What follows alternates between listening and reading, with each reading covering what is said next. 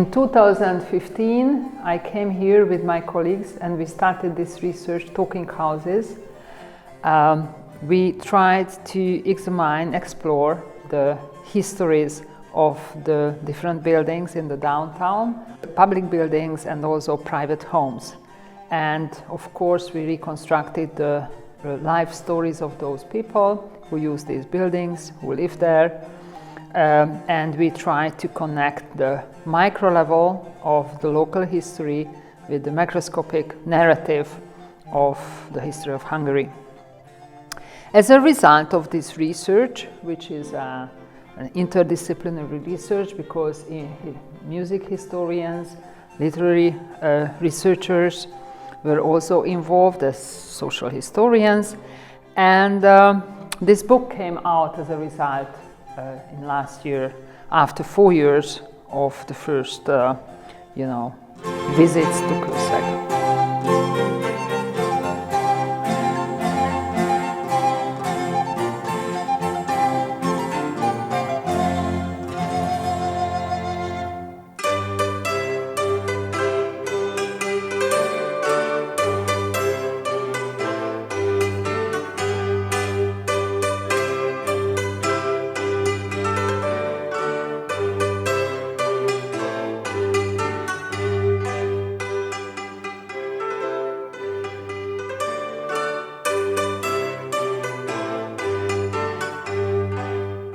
Kőszeg entered the European news in 1532 thanks to Hans Holbein, who actually talked about the siege of the castle. Suleiman I, the Ottoman emperor, wanted to occupy Vienna, and this small castle Kőszeg was in between, or in the road to Vienna. Miklós Jurisics, who was the Croatian captain of the castle, was able to stop this huge army. The siege lasted for 3 weeks in August 1532. The defenders of the castle were able to keep the castle. You have to understand that it was a very small group of people, only a few hundreds of peasants and a few dozens of real soldiers. So after fighting for or defending the place for 3 weeks, Jurisics made an agreement with the Turks. They could put the flag on the castle, but physically they never occupied the place.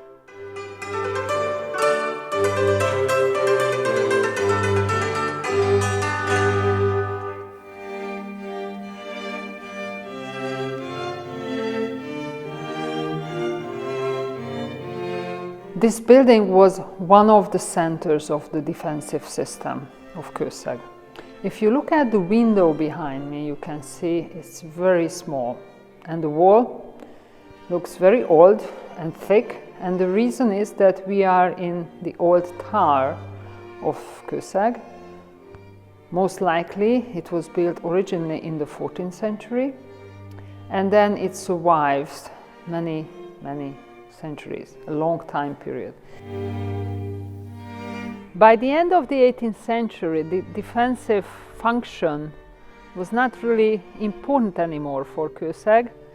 So instead of being a fortress, it became an intellectual center and an administrative center of the region.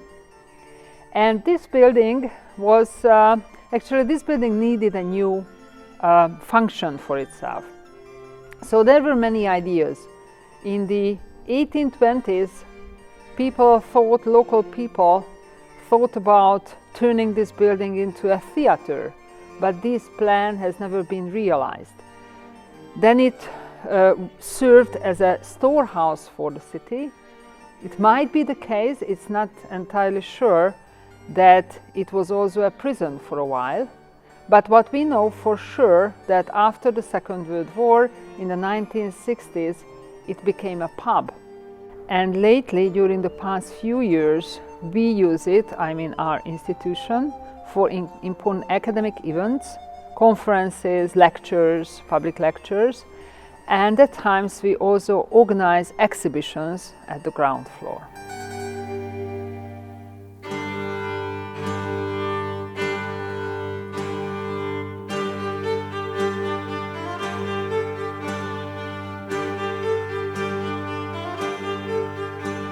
So, Kőszeg was the city of scrolls. It has been since the Middle Ages, but now we talk about a little later period, the 17th century. The city was turned to be Protestant once the Reformation was introduced in Europe, suddenly.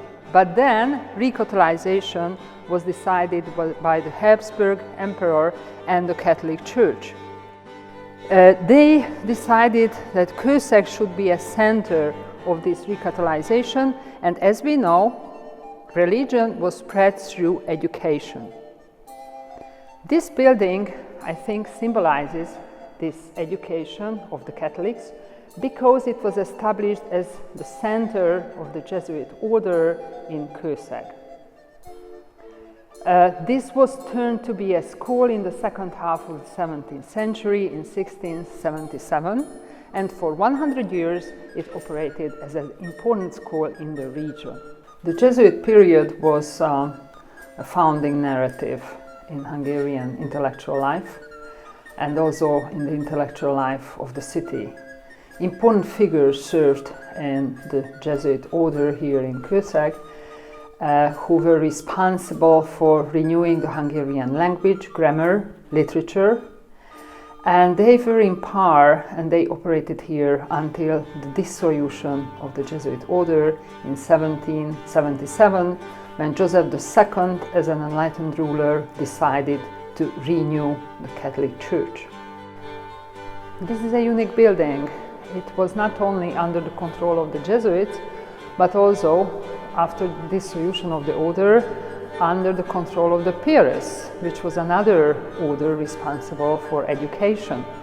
It didn't last this period for long, only for a few decades, and from 1815 the Benedictine order took the role of the leader here, and for more than 100 years they controlled education in Kőszeg.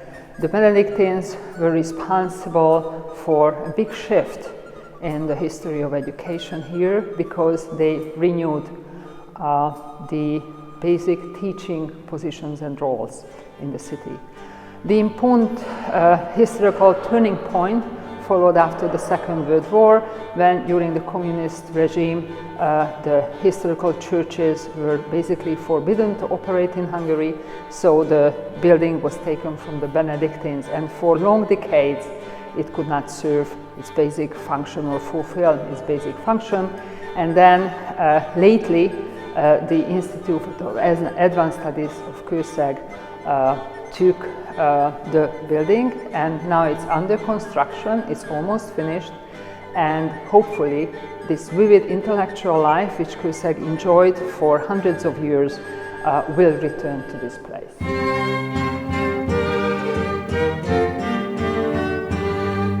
This is one of the most unique buildings here at this square.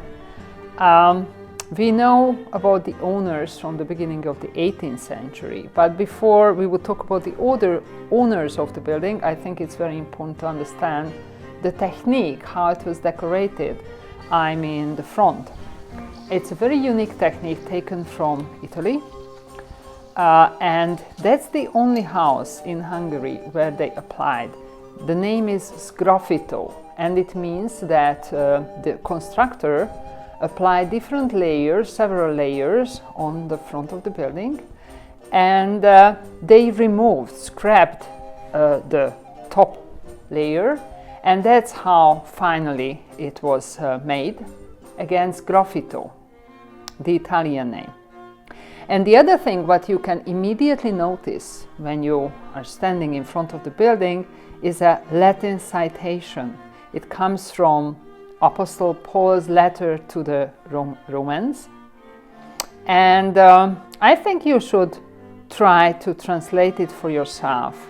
It says, non est volentis neque currentis, sed miserentis Dei, which in English you should figure out what it is, and perhaps we can discuss very enigmatic message to the tourists in the city.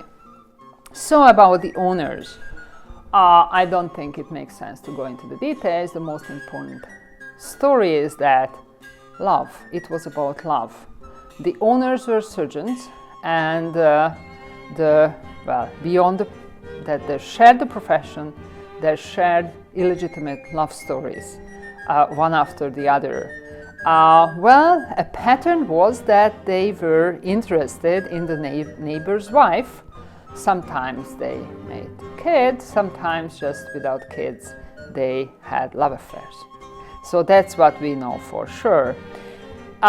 These days, this is the library of our institution. We have several thousands of books here, and the library is under development, so we always buy older new books and also database for the readers who come here. So you are absolutely welcome to use the library during the summer university.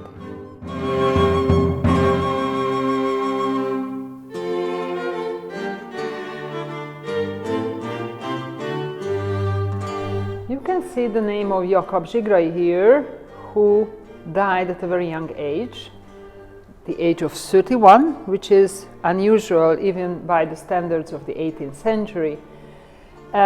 He was a hero. All Hungarian kids are familiar with his name. The reason is that he participated in an uprising against the Habsburgs, but otherwise he was an easygoing guy. He spoke 7 languages. We already visited the Jesuit order's house. He actually went to that school, so he received a very good training here in Kőszeg.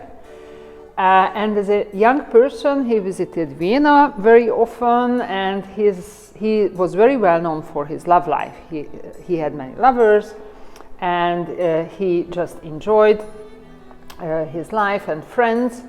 Sigray was executed for participating in a conspiracy against the Habsburgs right after the French Revolution, and this conspiracy was considered as very dangerous, politically speaking, and that's why the main organizers were executed. Later he became a pretty well-known writer, so once he left Kőszeg, he settled down at the Lake of Balaton, and he wrote many novels, especially for young people.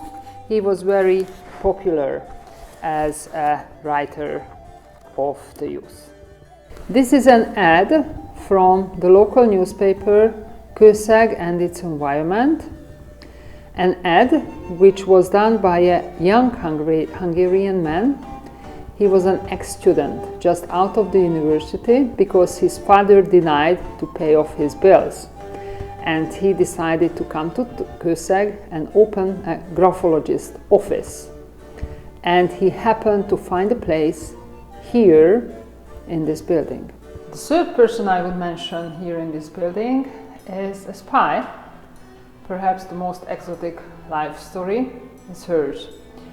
Her name was Mary Ellison Waters. She was the wife of the owner of this palace in the 20th century, first half of 20th century.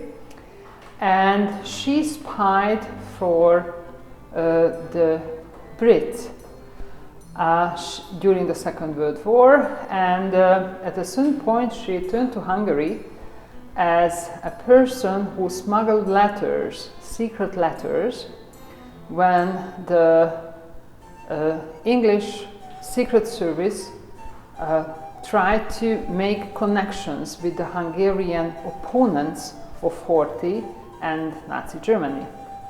She was, of course, identified and imprisoned then. She faced the death penalty, but in the last minute, of course, she survived, and she was exchanged for another spy who was a Hungarian. After the war, or at the very end of the war, she returned to Kőszeg, but then she was arrested by the Russians. So overall, her life was not very lucky, but in the end she was able to return to London and live there a relatively peaceful life for the remaining years.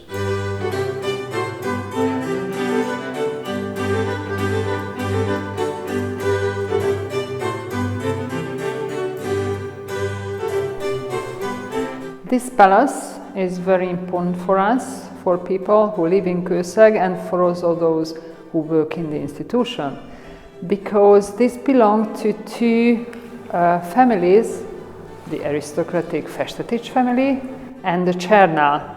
Both families played key role in the history of Kőszeg. There's a funny picture here.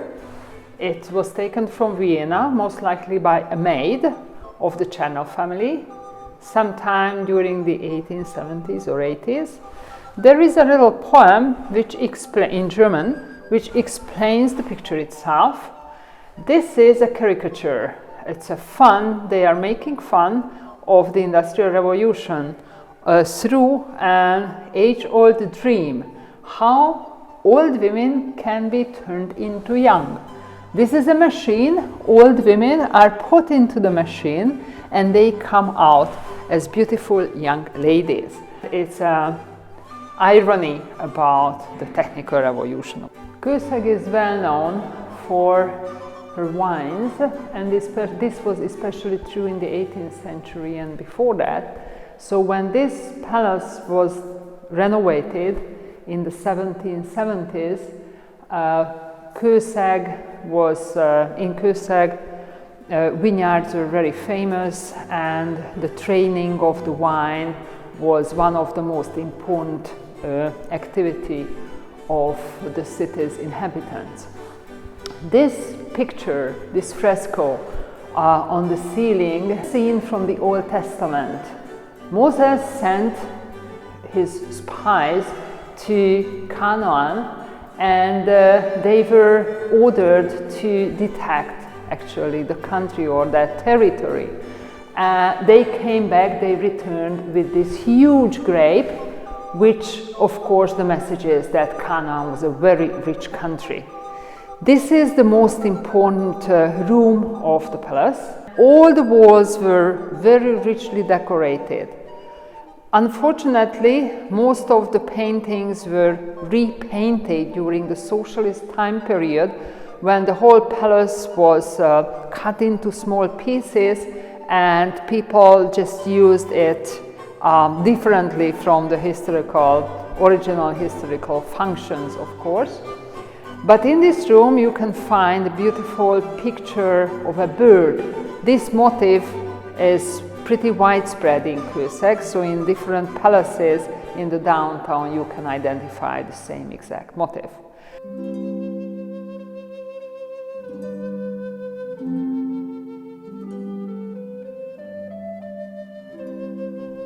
The plague column was erected at the beginning of the 18th century. Actually, Kőszeg was not hit by the plague very badly, but still many people died. But compared to Western Europe, still the plague was not too bad in this region. After the end of this epidemic, the Catholics decided to erect a column to express that the victory, or as a symbol of the victory over the illness.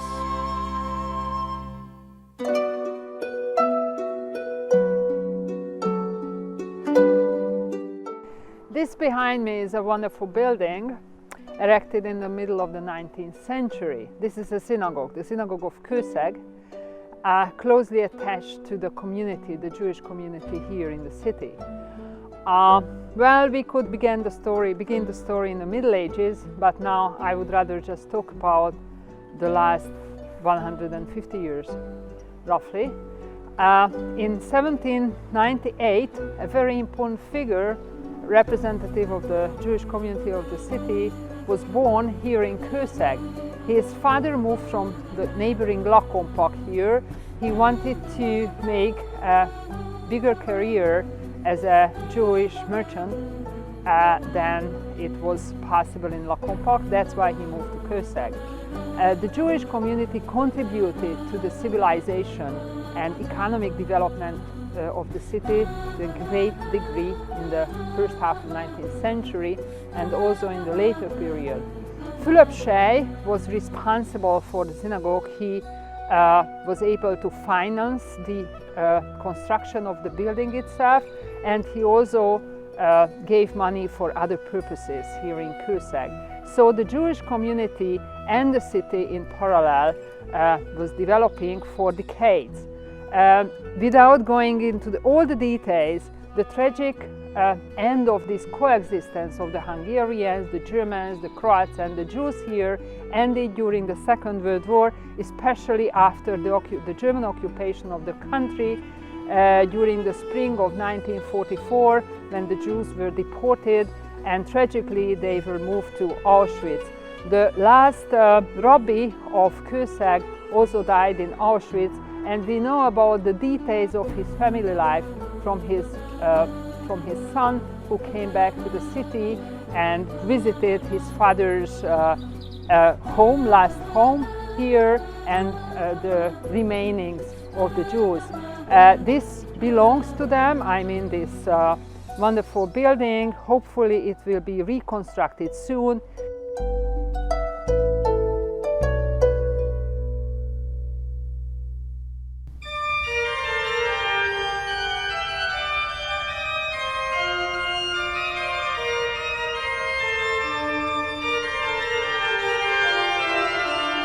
Behind me you can see this beautiful church building erected in the very end of the 19th century in New Gothic style, which is a historical style all over the Austro-Hungarian monarchy. This is the symbol of Catholic life in Kőszeg, because for decades the local people collected money to be able to build this church. The community became relatively large, and those historical churches which are available in the downtown were not huge enough anymore for a larger community. So that's why they decided to invest money into the church, which later served as an important center for the Catholics in Kőszeg. An important priest in the church was László Székely, who started his service right before the Second World War in 1938. And he came into Kőszeg with big expectations. He expected a Catholic revival and worked on that very hard. But unfortunately, the war interrupted this procedure. He left behind a memoir, a combination of a diary and a memoir, from which we can reconstruct how he tried to serve and do his best as a priest for the Catholic people and also the others. After the war, he was still here in Kőszeg, and he had to witness how the communist system destroyed the religious community.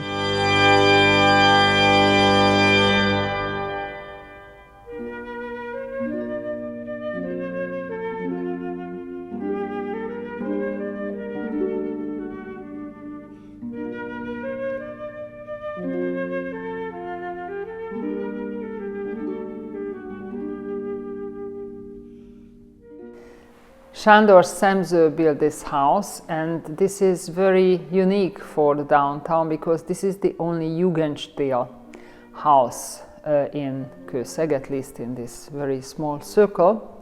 Here behind me you can see his certificate as a young lawyer when he received the university from the King Franz Joseph. Sándor Szemző left the city for Szombathely, and then his daughter got married to Dénes Görög, who was a doctor, and he became an important figure at the hospital of Szombathely. And they raised Sándor, the survivor of the Holocaust, who survived the difficult months of 1944 here at Kőszeg, and he actually told his story in his memoirs.